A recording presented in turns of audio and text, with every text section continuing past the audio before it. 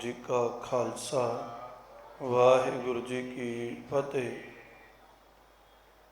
रहरास साहिब के अंदर आनंद साहिब की पंजवीं पौड़ी का पहला आप रल मिल करके पाठ करिए जी। फिर जिमें सतगुरु जी समत बख्शणगे आप रल मिल करके विचार करांगे जी। सतनाम श्री वाहिगुरु साहिब जी।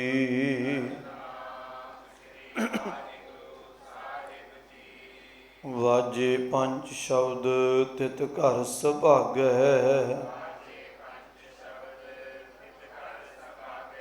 घर सुभागै शब्द वाजे, कला जित कर धारिया, पंच दूत तुद वस कीते, काल कंटक मारिया, तुर करम पाया तुद जिन को, से नाम हर कै लागे, कह नानक तहाँ सुख हुआ, तित घर अनहद वाजे। पातशाह साहिब श्री गुरु अमरदास पातशाह जी किरपा करते हैं। बाजे पंच शब्द तित घर सुभागै। सुभागै तो भाव है भागां वाला वो हिरदा घर कि जिथे अकाल पुरख परमात्मा की वडियाई दे बाजे पंच शब्द, पंज तरह के साज, एक मूँह के नाल फूकण वाले, एक छैणियां दे वांग खड़तालां दे वांग खड़काउण वाले, एक जिमें चमड़े वाले साज हैं वो बजाउण वाले, एक जिमें हारमोनीयम हो गया या तांती साज हो गया ये बजाउण वाले। जदों ये पंजे तरह के साज इकट्ठे वजदे होण तो उदों सानूं किन्ना सुकून मिलता है, किन्ना सुख मिलता है। तो पातशाह जी किरपा करदे हैं इहो जहे बाजे पंच शब्द तित घर सुभागै। इस हिरदे घर के अंदर वो अकाल पुरख परमात्मा के ये बाजे बजने शुरू होए हैं। घर सुभागै शब्द वाजे, कला जित घर धारिया। जिस घर के अंदर भाव जिस हिरदे दे विच अकाल पुरख परमात्मा ने अपनी कला वरताई है, अपनी बख्शिश की है, उस घर के अंदर पातशाह जी किरपा करते हैं ये पंज शब्द जिहड़े हैं, पंज तरह के साज हैं, उन्हों की धुनी बजनी शुरू हो गई है। पंच दूत तुद वस कीते, काल कंटक मारिया। जिसके हिरदे के अंदर अकाल पुरख परमात्मा के वलों बजाई जाण वाली, उसके वलों बज रही धुनी बजनी शुरू हो जाए, जिसके वड्डे भाग जाग पैण, पातशाह जी किरपा करदे हैं, प्रभु किरपा करता है। पंच दूत तुद वस कीते, काम क्रोध लोभ मोह ते हंकार, ये पंजां ही दूतां नूं उस मनुख दे वस दे विच कर दिंदा है। जदों परमात्मा हिरदे दे अंदर अपनी किरपा बरसाउंदा है, कला धर के प्रकाशमान होंदा है। तो जिहड़े इन्हां दूतां दे वस दे विच रहिंदे हन, उन्हां दे हिरदे दे अंदर ये धुन नहीं बजदी। जिन्हां दे वस दे विच ये पंजे आ जांदे हन, उन्हां दे हिरदे दे अंदर ये जिहड़ी धुन है परमात्मा की इलाही वो बजनी शुरू होंदी है। ते नाल ही काल कंटक मारिया। कंटक तो भाव है कंडा, जिहड़ा काल रूपी कंडा सानू हर वेले सताउंदा है कि साडी मौत ना हो जाए, असीं मर ना जाइए। ये जिहड़ा कंडा चुभदा है हर वेले, वो कंडा भी अकाल पुरख परमात्मा साडे हिरदे दे विचों मार दिंदा है। भाव वो मौत का डर भी खत्म कर दिंदा है। तुर करम पाया तुद जिन कहो, से नाम हर कै लागे।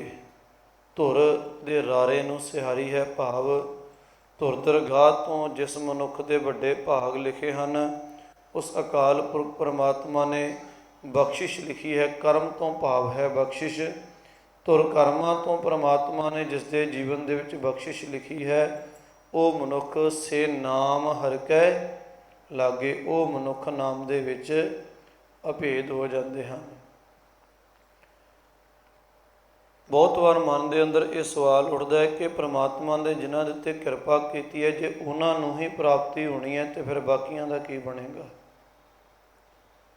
ਪਰ ਬਹੁਤ ਵਾਰ ਪ੍ਰਮਾਤਮਾ ਨੇ ਵਿਧ ਹੀ ਇਸ ਤਰੀਕੇ ਦੇ ਨਾਲ ਬਣਾਈ ਹੁੰਦੀ ਹੈ, ਸਾਡਾ ਲੇਖ ਹੀ ਇਸ ਤਰੀਕੇ ਦੇ ਨਾਲ ਲਿਖਿਆ ਹੁੰਦਾ ਹੈ ਕਿ ਸਾਨੂੰ ਉਸ ਰਸਤੇ ਦੇ ਉੱਤੇ ਚੱਲ ਕੇ ਹੀ ਪ੍ਰਾਪਤੀ ਹੋਣੀ ਹੁੰਦੀ ਹੈ। ਕਈ ਵਾਰ ਅਸੀਂ ਜੀਵਨ ਦੇ ਅੰਦਰ ਸੋਚਿਆ ਨਹੀਂ ਹੁੰਦਾ, ਅਸੀਂ ਉਸ ਮਨੁੱਖ ਦੇ ਨਾਲ ਸਾਡਾ ਮਿਲਾਪ ਹੁੰਦਾ ਹੈ ਅਤੇ ਉਸ ਦੇ ਰਾਹੀਂ ਕੋਈ ਸਾਡਾ ਕਾਰਜ ਹੋ ਜਾਂਦਾ ਹੈ, ਜਿਸ ਨੂੰ ਅਸੀਂ ਉਸ ਤੋਂ ਪਹਿਲਾਂ ਕਦੇ ਜਾਣਦੇ ਵੀ ਨਹੀਂ ਹੁੰਦੇ, ਉਸ ਦੇ ਬਾਰੇ ਕਦੇ ਸਾਡੇ ਚਿੱਤ ਚੇਤੇ ਦੇ ਵਿੱਚ ਵੀ ਨਹੀਂ ਆਇਆ ਹੁੰਦਾ। ਪਰ ਪ੍ਰਮਾਤਮਾ ਨੇ ਵਿਧ ਉਸ ਤਰੀਕੇ ਦੇ ਨਾਲ ਬਣਾਈ ਹੁੰਦੀ ਹੈ ਕਿ ਸਾਡਾ ਕਾਰਜ ਉਸ ਮਨੁੱਖ ਦੇ ਰਾਹੀਂ ਹੀ ਪੂਰਾ ਹੋਣਾ ਹੈ। ਇਸ ਲਈ ਉੱਦਮ ਸਾਨੂੰ ਕਰਨਾ ਚਾਹੀਦਾ ਹੈ। ਹੋ ਸਕਦਾ ਹੈ ਪ੍ਰਮਾਤਮਾ ਨੇ ਸਾਡੇ ਲੇਖਾਂ ਦੇ ਵਿੱਚ ਉੱਦਮ ਕਰਕੇ ਗੁਰੂ ਦੇ ਦਰ 'ਤੇ ਸੇਵਾ ਕਮਾ ਕੇ ਹੀ ਇਹ ਭਾਗ ਲਿਖੇ ਹੋਣ ਕਿ ਅਸੀਂ ਗੁਰੂ ਦਰ 'ਤੇ ਜਾਈਏ, ਗੁਰੂ ਦੀ ਸੇਵਾ ਕਮਾਈਏ ਅਤੇ ਸਾਨੂੰ ਸੱਚਾ ਨਾਮ ਜਿਹੜਾ ਹੈ ਉਹ ਪ੍ਰਾਪਤ ਹੋ ਜਾਵੇ। ਅਤੇ ਜੇ ਅਸੀਂ ਇਹ ਸੋਚ ਕੇ ਪਿਛਾਂਹ ਹਟ ਜਾਵਾਂਗੇ ਕਿ ਜਿਹਨੂੰ ਪ੍ਰਮਾਤਮਾ ਨੇ ਦੇ ਦਿੱਤਾ ਨਾਮ ਉਹੀ ਜਪ ਸਕਦਾ ਹੈ, ਸਾਡੇ ਪੱਲੇ ਕੁਝ ਨਹੀਂ।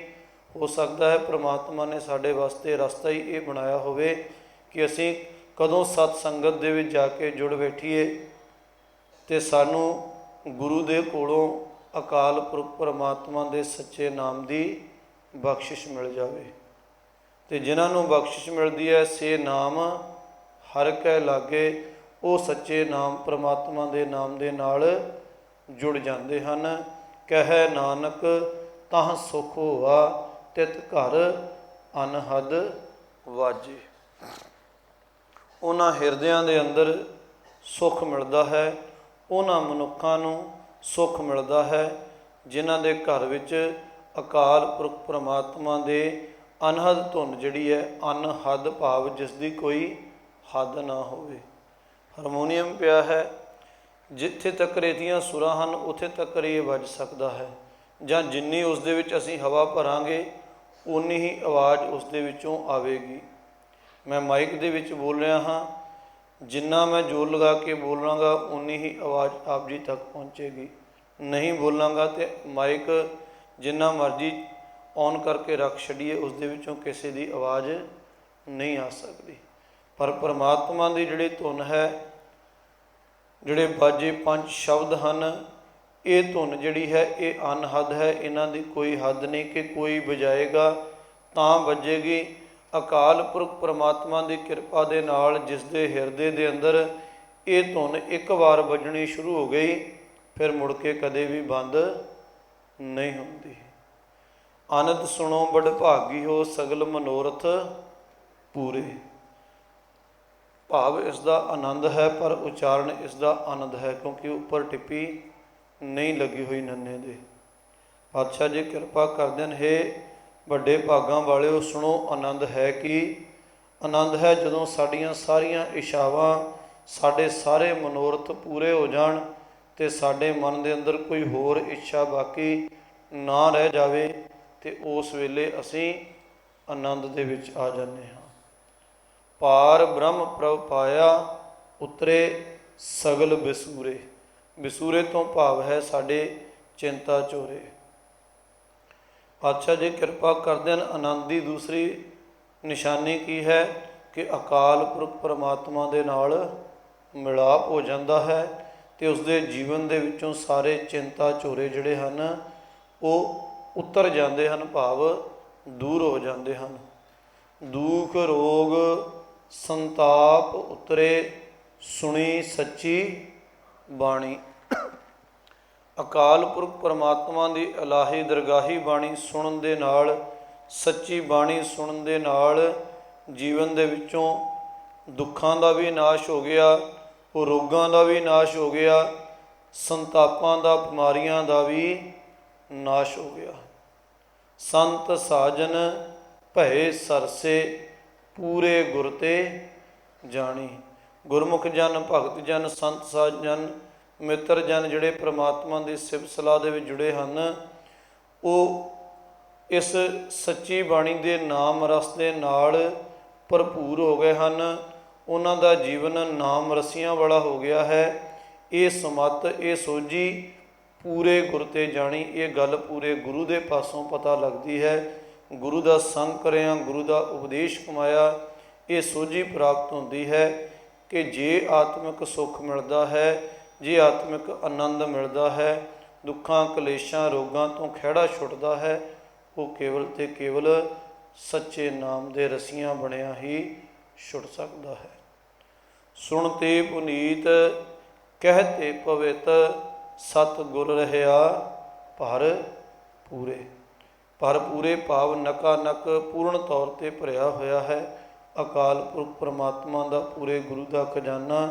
ਜਿਹੜੇ ਉਸ ਦੀ ਬਾਣੀ ਨੂੰ ਸੁਣਦੇ ਹਨ ਉਹ ਵੀ ਪੁਨੀਤ ਹੋ ਜਾਂਦੇ ਹਨ, ਪਵਿੱਤਰ ਜੀਵਨ ਵਾਲੇ ਹੋ ਜਾਂਦੇ ਹਨ। ਅਤੇ ਜਿਹੜੇ ਪਰਮਾਤਮਾ ਦੀ ਬਾਣੀ ਨੂੰ ਗਾਉਂਦੇ ਹਨ, ਉਸ ਦੀ ਬਾਣੀ ਨੂੰ ਪੜ੍ਹਦੇ ਹਨ, ਸਿਫਤ ਸਲਾਹ ਕਰਦੇ ਹਨ, ਉਹ ਵੀ ਪਵਿੱਤਰ ਜੀਵਨ ਵਾਲੇ ਬਣ ਜਾਂਦੇ ਹਨ। ਬਿਨਵੰਤ ਨਾਨਕ ਗੁਰ ਚਰਨ ਲਾਗੇ, ਵਾਜੇ ਅਨਹਦ ਤੂਰੇ। ਤੂਰੇ ਤੋਂ ਭਾਵ ਵੀ ਸਾਜ ਹੈ। ਜਿੱਦਾਂ ਅਸੀਂ ਪਿਛਲੀ ਪੌੜੀ ਦੇ ਵਿੱਚ ਗੱਲ ਕੀਤੀ ਹੈ, ਅਤੇ ਪਾਤਸ਼ਾਹ ਜੀ ਕਿਰਪਾ ਕਰਦੇ ਹਨ ਕਿ ਹੇ ਪ੍ਰਭੂ, ਮੇਰੀ ਤੇਰੇ ਚਰਨਾਂ ਦੇ ਵਿੱਚ ਇਹ ਅਰਦਾਸ ਹੈ, ਜਿਹੜੇ ਤੇਰੇ ਚਰਨਾਂ ਦੇ ਨਾਲ ਜੁੜੇ ਹੋਏ ਹਨ, ਜਿਨ੍ਹਾਂ ਦੇ ਹਿਰਦੇ ਦੇ ਅੰਦਰ ਤੇਰੇ ਨਾਮ ਦੀ ਧੁਨੀ ਵੱਜਣੀ ਸ਼ੁਰੂ ਹੋ ਗਈ ਹੈ, ਬਾਜੇ ਪੰਜ ਸ਼ਬਦ ਵੱਜਣੇ ਸ਼ੁਰੂ ਹੋ ਗਏ ਹਨ, ਕਿਰਪਾ ਕਰਕੇ ਮੈਨੂੰ ਵੀ ਉਹਨਾਂ ਦੀ ਸੰਗਤ ਦੇ ਵਿੱਚ ਰੱਖ ਲੈ। ਜਿਹੜੇ ਤੇਰੇ ਨਾਮ ਦੇ ਨਾਲ ਜੁੜ ਗਏ ਹਨ, ਜਿਹੜੇ ਗੁਰੂ ਚਰਨਾਂ ਦੇ ਨਾਲ ਜੁੜੇ ਹਨ, ਜਿਨ੍ਹਾਂ ਦੇ ਹਿਰਦੇ ਦੇ ਅੰਦਰ ਅਨਹਦ ਧੁਨ ਵੱਜਣੀ ਸ਼ੁਰੂ ਹੋ ਗਈ ਹੈ, ਮੈਨੂੰ ਵੀ ਉਹਨਾਂ ਦੀ ਸੰਗਤ ਬਖਸ਼ ਦੇ। ਮੁੰਦਾਵਣੀ ਮਹੱਲਾ ਪੰਜਵਾਂ। ਮੁੰਦਾਵਣੀ ਦੇ ਦੋ ਮਤਲਬ ਹਨ। ਇੱਕ ਤਾਂ ਮੁੰਦਣਾ ਹੁੰਦਾ ਹੈ, ਭਾਵ ਇਕੱਠਾ ਕਰਨਾ। ਦੂਸਰਾ ਹੁੰਦਾ ਹੈ ਮੁਦਾਵਣੀ, ਜਿਸ ਦਾ ਭਾਵ ਹੁੰਦਾ ਹੈ ਕਿ ਬੁਝਾਰਤ ਪਾਉਣੀ, ਬਾਤਾਂ ਪਾਉਣੀਆਂ, ਜਿਹਨੂੰ ਅਸੀਂ ਕਹਿੰਦੇ ਹਾਂ, ਜਾਂ ਗੱਲਾਂ ਕਰਦੇ ਕਹਿੰਦੇ ਤੂੰ ਬੁਝਾਰਤਾਂ ਨਾ ਪਾ, ਗੱਲ ਸਿੱਧੀ ਦੱਸ। ਮੁਦਾਵਣੀ ਦਾ ਭਾਵ ਹੁੰਦਾ ਹੈ ਬੁਝਾਰਤ, ਅਤੇ ਮੁੰਦਾਵਣੀ ਦਾ ਭਾਵ ਹੈ ਮੁੰਦਣਾ। ਧੰਨ ਗੁਰੂ ਅਰਜਨ ਦੇਵ ਪਾਤਸ਼ਾਹ ਮਹਾਰਾਜ ਜੀ ਨੇ ਜਦੋਂ ਗੁਰੂ ਗ੍ਰੰਥ ਸਾਹਿਬ ਜੀ ਦੀ ਸੰਪਾਦਨਾ ਕਰਵਾਈ, ਉਸ ਵੇਲੇ ਆਖਰੀ ਸ਼ਬਦ ਇਹੋ ਲਿਖੇ ਹੋਏ ਹਨ। ਥਾਲ ਵਿੱਚ ਤਿੰਨ ਵਸਤੂ ਪਈਓ, ਸਤ ਸੰਤੋਖ ਵਿਚਾਰੋ। ਥਾਲ ਭਾਵ ਹਿਰਦਾ ਘਰ, ਸੰਸਾਰ ਰੂਪ ਦੇ ਵਿੱਚ ਅਕਾਲ ਪੁਰਖ ਪਰਮਾਤਮਾ ਨੇ ਤਿੰਨ ਵਸਤੂਆਂ ਪਾਈਆਂ ਹਨ, ਸਤ, ਸੰਤੋਖ ਅਤੇ ਵਿਚਾਰੋ। ਉਸ ਅਕਾਲ ਪੁਰਖ ਪਰਮਾਤਮਾ ਦੀ ਵਡਿਆਈ। ਅੰਮ੍ਰਿਤ ਨਾਮ ਠਾਕੁਰ ਕਾ ਪਇਓ, ਜਿਸ ਕਾ ਸਬਸ ਆਧਾਰੋ। ਜਿਨ੍ਹਾਂ ਨੇ ਇਹਨਾਂ ਤਿੰਨਾਂ ਵਸਤੂਆਂ ਨੂੰ ਸੰਭਾਲ ਲਿਆ, ਤਿੰਨਾਂ ਵਸਤੂਆਂ ਦੇ ਅਨੁਸਾਰ ਹੀ ਆਪਣਾ ਜੀਵਨ ਬਣਾ ਲਿਆ, ਸਤ ਵੀ ਆ ਗਿਆ, ਸੰਤੋਖ ਵੀ ਆ ਗਿਆ, ਪਰਮਾਤਮਾ ਦੀ ਸਿਫਤ ਸਲਾਹ ਵੀ ਆ ਗਈ, ਅਤੇ ਪਾਤਸ਼ਾਹ ਜੀ ਕਿਰਪਾ ਕਰਦੇ ਹਨ, ਉਹਨਾਂ ਨੇ ਪਰਮਾਤਮਾ ਦਾ, ਠਾਕੁਰ ਦਾ, ਮਾਲਕ ਪ੍ਰਭੂ ਦਾ ਅੰਮ੍ਰਿਤ ਰੂਪੀ ਜਿਹੜਾ ਨਾਮ ਹੈ, ਉਸ ਨੂੰ ਵੀ ਪ੍ਰਾਪਤ ਕਰ ਲਿਆ ਹੈ। ਅੰਮ੍ਰਿਤ ਨਾਮ ਠਾਕੁਰ ਕਾ ਪਇਓ। ਉਹਨਾਂ ਨੇ ਆਪਣੇ ਉਸ ਥਾਲ ਦੇ ਵਿੱਚ ਜਿੱਥੇ ਤਿੰਨ ਵਸਤੂਆਂ ਸੀ, ਉਸ ਦੇ ਵਿੱਚ ਅੰਮ੍ਰਿਤ ਰੂਪੀ ਨਾਮ ਦੀ ਦਾਤ ਪ੍ਰਾਪਤ ਕੀਤੀ ਹੈ। ਕਿਹੜਾ ਨਾਮ? ਜਿਸ ਕਾ ਸਬਸ ਆਧਾਰੋ। ਸਬਸ ਤੋਂ ਭਾਵ ਹੈ ਸਾਰੀ ਸ੍ਰਿਸ਼ਟੀ ਦਾ ਜਿਹੜਾ ਆਧਾਰ ਹੈ ਨਾਮ। ਨਾਮ ਤੋਂ ਬਿਨਾਂ ਕਿਸੇ ਦਾ ਵੀ ਪਾਰ ਉਤਾਰਾ ਨਹੀਂ ਹੋ ਸਕਦਾ। ਅਤੇ ਪਾਤਸ਼ਾਹ ਜੀ ਕਿਰਪਾ ਕਰਦੇ ਨੇ, ਜਿਨ੍ਹਾਂ ਦੇ ਜੀਵਨ ਦੇ ਅੰਦਰ ਅੰਮ੍ਰਿਤ ਰੂਪੀ ਨਾਮ ਨੂੰ ਆਪਣੇ ਜੀਵਨ ਦਾ ਆਧਾਰ ਬਣਾ ਲਿਆ ਹੈ, ਉਹਨਾਂ ਨੇ ਇਹਨਾਂ ਤਿੰਨਾਂ ਵਸਤੂਆਂ ਦਾ ਵੀ ਆਨੰਦ ਪ੍ਰਾਪਤ ਕਰ ਲਿਆ ਹੈ, ਸੁੱਖ ਪ੍ਰਾਪਤ ਕਰ ਲਿਆ ਹੈ। ਜੇ ਕੋ ਖਾਵੈ, ਜੇ ਕੋ ਭੁੰਚੈ। ਜੇ ਕੋਈ ਇਹਨਾਂ ਸੱਚੇ ਨਾਮ ਨੂੰ ਖਾਵੇ, ਭਾਵ ਨਾਮ ਨੂੰ ਜਪੇ, ਜੇ ਕੋ ਭੁੰਚੇ, ਨਾਮ ਨੂੰ ਪਚਾ ਲਵੇ। ਨਾਮ ਜਪਣਾ ਵੀ ਹੈ ਤੇ ਉਸ ਨੂੰ ਪਹੁੰਚਾਉਣ ਦੀ ਵੀ ਅੰਦਰ ਤਾਕਤ ਹੋਣੀ ਚਾਹੀਦੀ ਹੈ, ਪਹੁੰਚਾਉਣ ਵਾਲਾ ਵੀ ਮਾਦਾ ਹੋਣਾ ਚਾਹੀਦਾ ਹੈ। ਜਿਵੇਂ ਕੁਝ ਚੀਜ਼ਾਂ ਅਸੀਂ ਖਾਂਦੇ ਤਾਂ ਹਾਂ ਪਰ ਸਾਨੂੰ ਪਚਦੀਆਂ ਨਹੀਂ, ਜਿਸ ਦੇ ਨਾਲ ਸਾਡਾ ਪੇਟ ਖਰਾਬ ਹੁੰਦਾ ਹੈ। ਅਤੇ ਜੇ ਨਾਮ ਜਪ ਕੇ ਪਚੇ ਨਾ ਤਾਂ ਸਾਡਾ ਹਿਰਦਾ ਖਰਾਬ ਹੁੰਦਾ ਹੈ। ਅਸੀਂ ਹੰਕਾਰ ਦੇ ਵਿੱਚ ਫਿਰ ਗਲਤਾਨ ਹੋ ਜਾਂਦੇ ਹਾਂ ਕਿ ਮੈਂ ਇੰਨਾ ਨਾਮ ਜਪਿਆ, ਮੈਂ ਆਪ ਧਰਮ ਦਾ ਕਾਰਜ ਕੀਤਾ। ਪਾਤਸ਼ਾਹ ਜੀ ਕਿਰਪਾ ਕਰਦੇ ਹਨ, ਜਿਹੜਾ ਨਾਮ ਜਪੇ, ਨਾਮ ਨੂੰ ਪਚਾ ਵੀ ਲਵੇ, ਤਿਸ ਕਾ ਹੋਏ ਉਧਾਰੋ ਉਧਾਰ ਉਸ ਦਾ ਹੋਵੇਗਾ। ਭਾਵ ਲਾਭ ਉਸੇ ਪਦਾਰਥ ਦਾ ਹੈ ਜਿਹੜਾ ਖਾ ਕੇ ਪਚ ਜਾਵੇ, ਜਿਹੜਾ ਪਚੇ ਨਾ ਉਹ ਸਾਨੂੰ ਨੁਕਸਾਨ ਦਿੰਦਾ ਹੈ। ਅਤੇ ਨਾਮ ਜਪਿਆ ਵੀ ਉਹੀ ਲਾਭਕਾਰੀ ਹੈ ਜਿਹੜਾ ਸਾਨੂੰ ਪਚ ਜਾਵੇ, ਤਾਂ ਹੀ ਸਾਡੇ ਜੀਵਨ ਦਾ ਉਧਾਰ ਹੋਵੇਗਾ। ਇਹ ਵਸਤ ਤਜੀ ਨਹ ਜਾਈ, ਨਿਤ ਨਿਤ ਰੱਖ ਔਰ ਧਾਰੋ। ਇਹ ਨਾਮ ਰੂਪੀ ਜਿਹੜੀ ਵਸਤੂ ਹੈ, ਇਸ ਨੂੰ ਤਜਿਆ ਨਹੀਂ ਜਾ ਸਕਦਾ, ਭਾਵ ਭੁਲਾਇਆ ਨਹੀਂ ਜਾ ਸਕਦਾ, ਵਿਸਾਰਿਆ ਨਹੀਂ ਜਾ ਸਕਦਾ। ਨਿਤ ਨਿਤ ਰੱਖ ਔਰ ਧਾਰੋ। ਨਿਤਾ ਪ੍ਰਤੀ ਹਰ ਰੋਜ਼ ਹਰ ਵੇਲੇ ਅਸੀਂ ਆਪਣੇ ਹਿਰਦੇ ਦੇ ਅੰਦਰ, ਆਪਣੀ ਸੁਰਤ ਦੇ ਅੰਦਰ ਪਰਮਾਤਮਾ ਦੇ ਨਾਮ ਨੂੰ ਯਾਦ ਰੱਖਣਾ ਹੈ, ਪਰਮਾਤਮਾ ਨੂੰ ਯਾਦ ਰੱਖਣਾ ਹੈ। ਤਮ ਸੰਸਾਰ ਚਰਨ ਲਗ ਧਰੀਐ, ਸਭ ਨਾਨਕ ਬ੍ਰਹਮ ਪਸਾਰੋ। ਤਮ ਤੋਂ ਭਾਵ ਹੈ ਹਨੇਰਾ, ਅੰਧੇਰਾ। ਅਤੇ ਜਿਹੜਾ ਸੰਸਾਰ ਹੈ ਇਹ ਹਨੇਰ ਰੂਪੀ ਹੈ।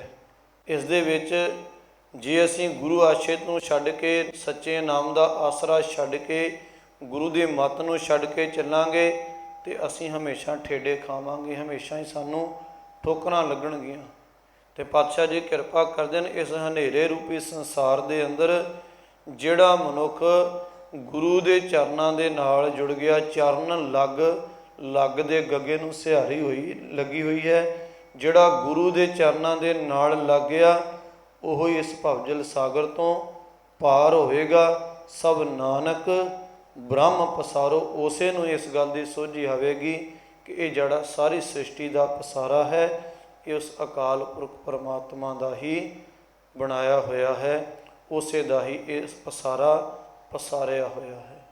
ਸ਼ਲੋਕ ਮਹੱਲਾ ਪੰਜਵਾਂ। ਤੇਰਾ ਕੀਤਾ ਜਾਤੋ ਨਾਹੀ, ਮੈਨੋ ਜੋਗ ਕਿਤੋਈ। ਹੇ ਪ੍ਰਭੂ, ਤੇਰਾ ਕੀਤਾ ਹੋਇਆ ਜੋ ਹੈ ਉਹ ਅਸੀਂ ਜਾਣ ਨਹੀਂ ਸਕਦੇ, ਪਰ ਤੇਰੀ ਕਿਰਪਾ ਹੋਈ ਹੈ, ਤੂੰ ਸਾਨੂੰ ਉਸ ਯੋਗ ਕੀਤਾ ਹੈ ਕਿ ਅਸੀਂ ਤੇਰੇ ਗੁਣ ਗਾਈਏ, ਅਸੀਂ ਤੇਰੇ ਗੁਣਾਂ ਦੀ ਵਿਚਾਰ ਕਰੀਏ। ਸਾਡੇ ਵਿੱਚ ਇਹ ਕੋਈ ਤਾਕਤ ਨਹੀਂ ਕਿ ਅਸੀਂ ਤੇਰੇ ਸਾਰੇ ਗੁਣਾਂ ਨੂੰ ਜਾਣ ਸਕੀਏ। ਮੈਂ ਨਿਰਗੁਣ ਯਾਰੇ ਕੋ ਗੁਣ ਨਾਹੀ, ਆਪੇ ਤਰਸ ਪਇਓਈ। हे प्रभु जी, ਅਸੀਂ ਨਿਰਗੁਣ ਹਾਰੇ ਹਾਂ, ਸਾਡੇ ਅੰਦਰ ਕੋਈ ਗੁਣ ਨਹੀਂ ਹੈ। ਹਮ ਅਵਗੁਣ ਭਰੇ ਏਕ ਗੁਣ ਨਾਹੀ, ਅੰਮ੍ਰਿਤ ਛਾੜ ਵਿਖੈ ਵਿਖ, ਖਾਹੀ ਮਾਇਆ ਮੋਹ ਭਰਮ ਪੈ ਭੂਲੇ, ਸੁਤ ਦਾਰਾ ਸਿਉ ਪ੍ਰੀਤ ਲਗਾਈ। ਅਸੀਂ ਤੇਰੇ ਨਾਮ ਨੂੰ ਛੱਡ ਕੇ ਕੇਵਲ ਆਪਣੇ ਪਰਿਵਾਰ ਤੱਕ ਜਾਂ ਮਾਇਕ ਪਦਾਰਥਾਂ ਤੱਕ ਆਪਣੀ ਪ੍ਰੀਤ ਪਾਈ ਬੈਠੇ ਹਾਂ। ਸਾਡੇ ਅੰਦਰ ਕੋਈ ਗੁਣ ਨਹੀਂ ਹੈ, ਅਸੀਂ ਅਵਗੁਣਾਂ ਦੇ ਨਾਲ ਭਰਪੂਰ ਹਾਂ। ਪਰ ਤੁਸੀਂ ਕਿਰਪਾ ਕੀਤੀ, ਆਪੇ ਤਰਸ ਪਇਓਈ। ਤੁਸੀਂ ਤਰਸ ਕਰਕੇ, ਰਹਿਮਤ ਕਰਕੇ ਸਾਨੂੰ ਸਮੱਤ ਬਖਸ਼ੀ, ਨਾਮ ਦੀ ਦਾਤ ਬਖਸ਼ੀ। ਤੁਹਾਡੇ ਨਾਲ ਜੁੜਨ ਕਰਕੇ, ਤੁਹਾਡੀ ਕਿਰਪਾ ਦੇ ਨਾਲ ਸਾਨੂੰ ਨਾਮ ਦੀ ਦਾਤ ਪ੍ਰਾਪਤ ਹੋਈ ਹੈ। ਤਰਸ ਪਿਆ ਮਿਹ ਰਾਮਤ ਹੋਈ। ਮੈਂ ਰਾਮਤ ਨਹੀਂ ਪੜ੍ਹਨਾ, ਮਿਹ ਰਾਮਤ ਅਸਲੀ ਅੱਖਰ ਹੈ ਮਿਹਰ।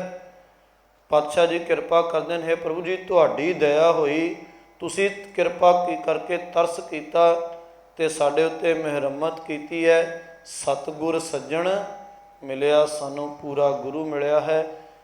ਸੱਜਣ ਰੂਪੀ ਜਿਹੜਾ ਹਰ ਵੇਲੇ ਸਾਡਾ ਸਾਥੀ ਹੋਣ ਵਾਲਾ ਸੱਚਾ ਗੁਰੂ ਮਿਲਿਆ ਹੈ। ਨਾਨਕ ਨਾਮ ਮਿਲੈ, ਨਾਨਕ ਨਾਮ ਮਿਲੈ ਨਹੀਂ ਪੜ੍ਹਨਾ, ਨਾਨਕ ਨਾਮ ਮਿਲੈ ਤਾਂ ਜੀਵਾਂ, ਤਨ ਮਨ ਥੀਵੈ ਹਰਿਆ। ਜੇ ਜੀਵਨ ਦੇ ਅੰਦਰ ਸੱਚਾ ਨਾਮ ਮਿਲੇ ਤਾਂ ਸਾਡਾ ਆਤਮਿਕ ਜੀਵਨ ਪ੍ਰਫੁੱਲਤ ਹੈ, ਅਤੇ ਨਹੀਂ ਤਾਂ ਅਸੀਂ ਆਤਮਿਕ ਤੌਰ 'ਤੇ ਆਖਾਂ ਜੀਵਾਂ ਵਿਸਰੈ ਮਰ ਜਾਉ, ਸਾਡੀ ਆਤਮਿਕ ਤੌਰ 'ਤੇ ਮੌਤ ਹੋ ਜਾਵੇਗੀ ਜੇ ਸਾਨੂੰ ਤੇਰਾ ਨਾਮ ਪ੍ਰਾਪਤ ਨਾ ਮਿਲਿਆ, ਪ੍ਰਾਪਤ ਨਾ ਹੋਇਆ, ਨਾਮ ਮਿਲਿਆ, ਤੇਰੀ ਦਾਤ ਪ੍ਰਾਪਤ ਹੋਈ ਸੱਚੇ ਨਾਮ ਦੀ, ਤੇ ਤਨ ਮਨ ਥੀਵੈ ਹਰਿਆ। ਮਨ ਵੀ ਤੇ ਤਨ ਵੀ ਹਰਿਆ ਭਰਿਆ ਹੋ ਗਿਆ, ਖੜਾਓ ਦੇ ਵਿੱਚ ਆ ਗਿਆ। ਇਸ ਇਹਨਾਂ ਸ਼ਬਦਾਂ ਦਾ ਤੇ ਜਿਹੜਾ ਅਸੀਂ ਆਖਰੀ ਸ਼ਬਦ ਪੜ੍ਹਿਆ ਤੇਰਾ ਕੀਤਾ ਜਾਤੋ ਨਹੀਂ, ਇਸ ਦਾ ਅਸਲ ਭਾਵ ਹੈ ਕਿ ਹੇ ਪ੍ਰਭੂ ਜੀ, ਤੁਹਾਡੀ ਕਿਰਪਾ ਹੋਈ ਹੈ ਕਿ ਸੰਤਾਂ ਕੇ ਕਾਰਜ ਆਪ ਖਲੋਇਆ, ਹਰ ਕੰਮ ਕਰਾਵਣ ਆਇਆ ਰਾਮ। ਜਦੋਂ ਗੁਰੂ ਗ੍ਰੰਥ ਸਾਹਿਬ ਜੀ ਦੀ ਸੰਪਾਦਨਾ ਹੋਈ, ਇਹ ਆਖਰੀ ਸ਼ਬਦ ਧੰਨ ਗੁਰੂ ਅਰਜਨ ਦੇਵ ਪਾਤਸ਼ਾਹ ਜੀ ਨੇ ਉਚਾਰਨ ਕੀਤਾ ਸੀ ਕਿ ਹੇ ਪ੍ਰਭੂ ਜੀ, ਤੁਹਾਡੀ ਕਿਰਪਾ ਹੋਈ ਹੈ, ਮੇਰੇ ਵਿੱਚ ਕੋਈ ਗੁਣ ਨਹੀਂ, ਮੈਂ ਕੁਝ ਵੀ ਜਾਣਦਾ ਨਹੀਂ, ਔਗੁਣਾਂ ਦੇ ਨਾਲ ਭਰਿਆ ਹੋਇਆ ਹਾਂ, ਪਰ ਤੁਹਾਡੀ ਕਿਰਪਾ ਹੋਈ ਹੈ ਕਿ ਇਹ ਜਿਹੜਾ ਬੜਮੁੱਲਾ ਕਾਰਜ ਸੀ, ਲੁਕਾਈ ਦੇ ਭਲੇ ਦੇ ਵਾਸਤੇ ਸਦਾ ਰਹਿਣ ਵਾਲਾ, ਇਹ ਕਾਰਜ ਤੁਹਾਡੀ ਕਿਰਪਾ ਦੇ ਨਾਲ ਸੰਪੂਰਨ ਹੋਇਆ ਹੈ। ਸਤਿਗੁਰੂ ਪਾਤਸ਼ਾਹ ਜੀ ਕਿਰਪਾ ਰਹਿਮਤ ਕਰਨ। ਰਹਿਰਾਸ ਸਾਹਿਬ ਜੀ ਦੀ ਬਾਣੀ ਦੀ ਸੰਪੂਰਨਤਾ ਹੋਈ ਹੈ, ਜੋ ਸਿੱਖ ਰਹਿਤ ਮਰਿਆਦਾ ਦੇ ਅਨੁਸਾਰ ਹੈ। ਕੱਲ੍ਹ ਨੂੰ ਗੁਰੂ ਕਿਰਪਾ ਦੇ ਨਾਲ ਇਸ ਦਾ ਸੰਪੂਰਨ ਪਾਠ ਕਰਾਂਗੇ ਜੀ 8:30 ਵਜੇ ਤੋਂ, ਕਿਉਂਕਿ ਬਾਣੀ ਵੱਡੀ ਹੈ ਅਤੇ ਟਾਈਮ ਲੱਗੇਗਾ। 8:30 ਵਜੇ ਤੋਂ ਅਸੀਂ ਸੋਧਾ ਰਹਿਰਾਸ ਸਾਹਿਬ ਜੀ ਦਾ ਪਾਠ ਕੱਲ੍ਹ ਆਰੰਭ ਕਰਾਂਗੇ। ਆਓ ਇਹਨਾਂ ਪੌੜੀਆਂ ਦਾ ਪਾਠ ਕਰਕੇ ਫਿਰ ਸਮਾਪਤੀ ਹੈ ਜੀ। ਬਾਜੀ ਪੰਜ ਸ਼ਬਦ ਤਿਤ ਘਰ ਸੁਭਾਗੈ, ਘਰ ਸੁਭਾਗੈ ਸ਼ਬਦ ਵਾਜੇ, ਕਲਾ ਜਿਤ ਕਰ ਧਾਰੀਆ, ਪੰਚ ਦੂਤ ਤੁਧ ਵਸ ਕੀਤੇ, ਕਾਲ ਕੰਟਕ ਮਾਰਿਆ, ਤੁਰ ਕਰਮ ਪਾਇਆ ਤੁਧ ਜਿਨ ਕੋ, ਸੇ ਨਾਮ ਹਰਿ ਕੈ ਲਾਗੇ, ਕਹਿ ਨਾਨਕ ਤਾਂ ਸੁਖ ਹੁਆ, ਤਿਤ ਕਰ ਅਨਹਦ ਵਾਜੇ, ਆਨੰਦ ਸੁਣੋ ਬੜ ਭਾਗੀ ਹੋ, ਆਨੰਦ ਸੁਣੋ ਬੜ ਭਾਗੀ ਹੋ, ਸਗਲ ਮਨੋਰਥ ਪੂਰੇ, ਪਾਰ ਬ੍ਰਹਮ ਪ੍ਰਭ ਪਾਇਆ, ਉਤਰੇ ਸਗਲ ਬਿਸੂਰੇ, ਦੁਖ ਰੋਗ ਸੰਤਾਪ ਉਤਰੇ, ਸੁਣੀ ਸੱਚੀ ਬਾਣੀ, ਸੰਤ ਸਾਜਨ ਭਏ ਸਰਸੇ, ਪੂਰੇ ਗੁਰ ਤੇ ਜਾਣੀ, ਸੁਣਤੇ ਪੁਨੀਤ ਕਹਤੇ ਪਵਿੱਤ, ਸਤ ਗੁਰ ਰਹਿਆ ਭਰ ਪੂਰੇ, ਬਿਨਵੰਤ ਨਾਨਕ ਗੁਰ ਚਰਨ ਲਾਗੇ, ਵਾਜੇ ਅਨਹਦ ਤੂਰੇ। ਮੁੰਦਾਵਣੀ ਮਹੱਲਾ ਪੰਜਵਾਂ। ਥਾਲ ਵਿੱਚ ਤਿੰਨ ਵਸਤੂ ਪਈਓ, ਸਤ ਸੰਤੋਖ ਵਿਚਾਰੋ, ਅੰਮ੍ਰਿਤ ਨਾਮ ਠਾਕੁਰ ਕਾ ਪਇਓ, ਜਿਸ ਕਾ ਸਬਸ ਆਧਾਰੋ, ਜੇ ਕੋ ਖਾਵੇ ਜੇ ਕੋ ਪਹੁੰਚੈ, ਤਿਸ ਕਾ ਹੋਏ ਉਧਾਰੋ, ਏ ਵਸਤ ਤਜੀ ਨਹ ਜਾਈ, ਨਿਤ ਨਿਤ ਰਖ ਉਰ ਧਾਰੋ, ਤਮ ਸੰਸਾਰ ਚਰਨ ਲਗ ਤਰੀਐ, ਸਭ ਨਾਨਕ ਬ੍ਰਹਮ ਪਸਾਰੋ। ਸ਼ਲੋਕ ਮਹੱਲਾ ਪੰਜਵਾਂ। ਤੇਰਾ ਕੀਤਾ ਜਾਤੋ ਨਾਹੀ, ਮੈਨੋ ਜੋਗ ਕੀ ਤੋਈ, ਮੈਂ ਨਿਰਗੁਣ ਆਰੇ ਕੋ ਗੁਣ ਨਾਹੀ, ਆਪੇ ਤਰਸ ਪਇਓਈ, ਤਰਸ ਪਿਆ ਮਹਿ ਰਾਮਤ ਹੋਈ, ਸਤਿਗੁਰ ਸੱਜਣ ਮਿਲਿਆ, ਨਾਨਕ ਨਾਮ ਮਿਲੈ ਤਾਂ ਜੀਵਾ। ਤਨ ਮਨ ਥੀਵੈ ਹਰਿਆ, ਨਾਨਕ ਨਾਮ ਮਿਲੈ ਤਾਂ ਜੀਵਾ। ਨਾਨਕ ਨਾਮ ਮਿਲੈ ਤਾਂ ਜੀਵਾ। ਤਨ ਮਨ ਥੀਵੈ ਹਰਿਆ। ਵਾਹਿਗੁਰੂ ਜੀ ਕਾ